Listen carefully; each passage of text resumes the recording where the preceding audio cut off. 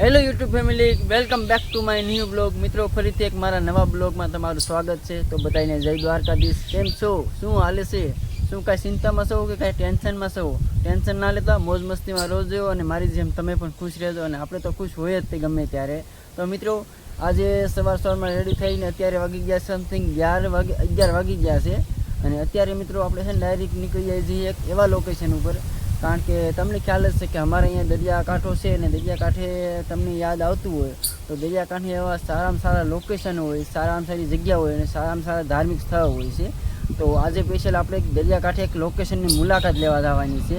અને એ પણ હવે લોકેશન કેવું છે એ તમને હું આગળ નામ કહીશ.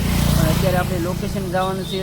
અને દરિયાકાંઠાનું નામ લઉં ને મિત્રો એટલે શું તમને યાદ આવે કે જે દરિયાના મોજા અને દરિયામાં જે પવન ઠંડો પવન વેચતો હોય ને જે દરિયાના મોજા હોય ને એસી જેવો ઠંડો પવન આવતો હોય ને ત્યાંનું જે વાતાવરણ છે એ બિલકુલ મિત્રો શાંત હોય અને આમ જોવાની બહુ પણ મજા આવે છે. તો મિત્રો આજે એવા લોકેશન જવાનું છે. તો આપણી સાથે લાસ્ટ છેલ્લે સુધી વિડીયોમાં બના રહેજો. શું છે એ બધી વસ્તુ કવર કરીશું અને આપણે ધામનો વિડીયો આખો બનાવવાનો છે. તો સ્પેશિયલ ધામનો બ્લોગ તમને કવર કરીશું.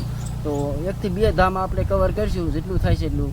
અને અહીંથી આગળ અમારા ફૂઈનો છોકરો છે તો એમને આપણે કોરડામાંથી લેવાનો છે. તો એમને પહેલાં લેતા જઈશું અને પછી રહીશું અમે બંને એક સાથે. તો વિડીયોમાં બના રહેજો.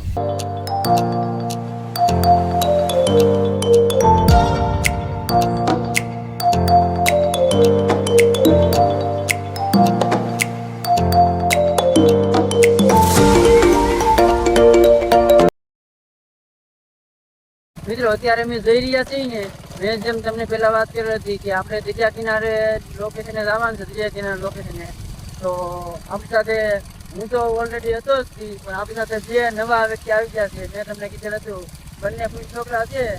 તો હવે જઈએ છીએ આપણે દરિયાકાંઠે નવા લોકેશને. અને ત્યાં જઈને કહું લોકેશન આખું શું છે અને જે દરિયાનો નજારો છે એ આપણે કવર કરીશું. અને બીજું ઘણું કવર કરવાનું છે. તો આપણી સાથે જોડાયા રહેજો.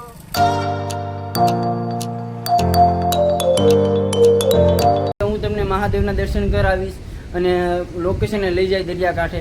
તો એ કયા મહાદેવ છે કહીશ તો સાક્ષાત મહાદેવ રત્નેશ્વર મહાદેવ છે અહીંયા. મિત્રો, હું તમને પહેલાં વ્યૂ કવર કરાવું પછી મહાદેવના દર્શન કરાવું.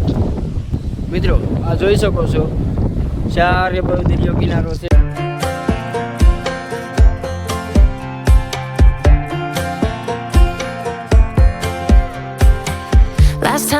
આપણે ડાયરેક્ટ તમને મહાદેવના દર્શન કરાવી દઉં. અહીંની જે મહાદેવ છે દિયાલ ગામમાં, આ મારું ફેવરેટ લોકેશન છે.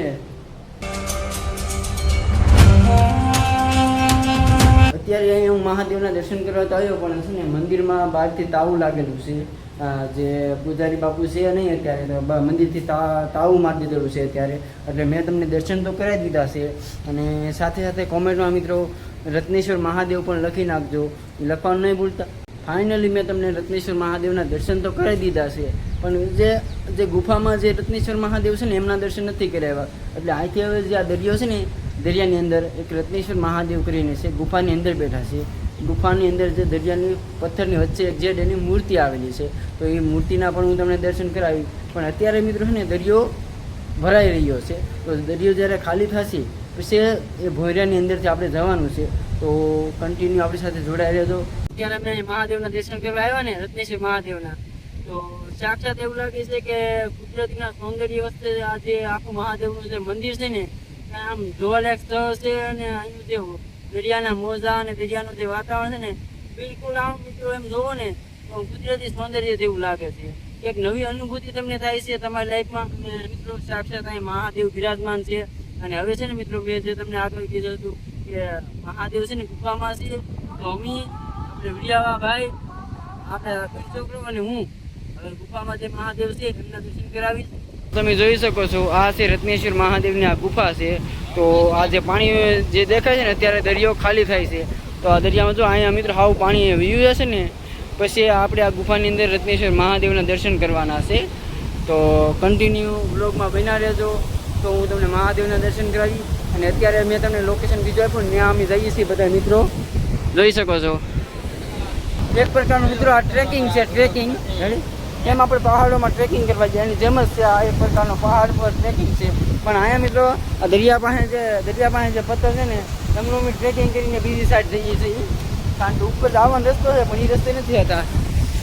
આ જો અમારે બંને ભેગા આગળ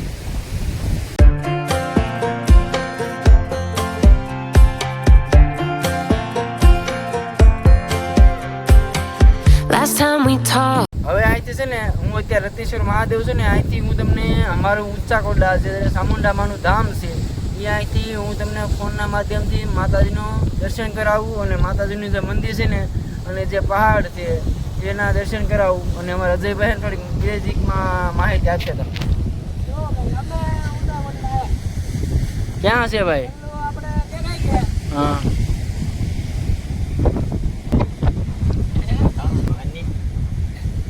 જોઈ શકો છો મિત્રો, હાવ ક્લીન દેખાય. તો વાતાવરણ થોડુંક ધૂંધળું છે એટલા માટે હાવ ક્લીન નહીં દેખાય. મેં જ્યારે રત્નેશ્વર મહાદેવ આવ્યા ત્યારે જે આ મહાદેવની જે રત્નેશ્વરની ગુફા છે તો ત્યારે આ જે અડધી પોણી પાણીની ભરેલી હતી. તો અત્યારે મિત્રો ગુફામાંથી પાણી જગ્યા બાજુ જવાનું મતલબ જે બેક સાઈડ જવા મળ્યો છે એટલે રિટર્નમાં છે. તો અત્યારે મહાદેવની ગુફા તરફ જઈએ છીએ, ટકા પાણી છે ટકા પણ આપણે જઈએ છીએ અને આવો કંઈક રસ્તો છે મિત્રો, જોઈ શકો છો. અને હવે જઈએ છીએ આપણે મહાદેવના દર્શન કરવા. સામે જે ગુફા છે તો તમને ઝૂમ કરીને બતાવી દઉં થોડુંક. આ રોડ આવે ને ત્યારે વીએ જાય તો હાલે કઈ એવું નહીં.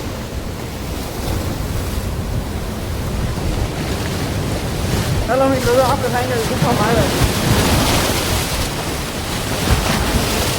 ફાઇનલી જેમ તેમ કરી છે ને ગુફા અમે આ બાજુ આપણે એન્ટર કરી લીધી છે ને આ એક્ઝેક્ટ ઊભો ને અહીંથી આખો પહાડ છે. આ પહાડની અંદર આખી આ ગુફા છે. અહીંયા છે રત્નેશ્વર મહાદેવ. એલા એલા એલા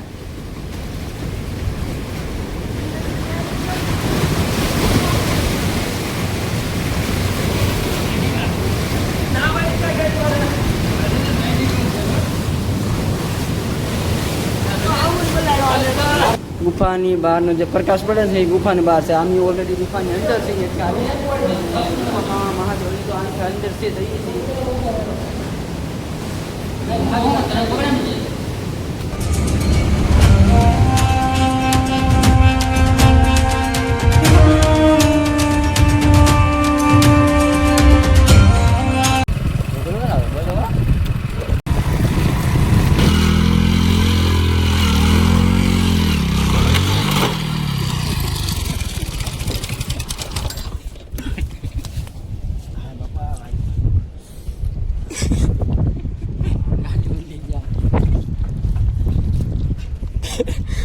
ले लो सब लोग.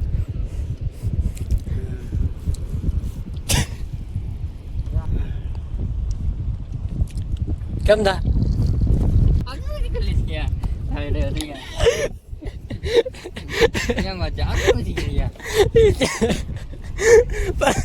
पर ना गाड़ी ऊंधी क्या करने की नो दो आम पेरा होता ना करने की भाई गुने ना हर खुद जाए.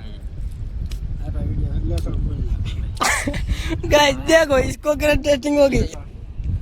આપણે ગાડીને ચક્કર મારતા ને તો થોડીક મુશ્કેલી આવી ગઈ છે. રાઉન્ડ 2-3 માર્યો તો ખરા પણ ગાડી આખી એક ચાર્જ થઈ ગઈ અને આપણે કોઈ શોર્ટ આવી નથી એટલે વાંધો નહીં, પીણો હતો એટલે. અને ગાડીને એવું કંઈ નુકસાન છે નહીં પણ થોડુંક દુખે પણ કેવું કોને. હાલો બાકી જોવો થાય થોડુંક આ બધું બગડાવે નાખું પલટી મારી જો. હા થોડુંક હા બોલો મને નાખ દે તો હું એડિટિંગ કરી દે. આમાં તારા વિડીયો હું કે આઈ હા ભાઈ કઈ કેવું કહી ગયો. હાલો લાઈક શેર સબસ્ક્રાઇબ.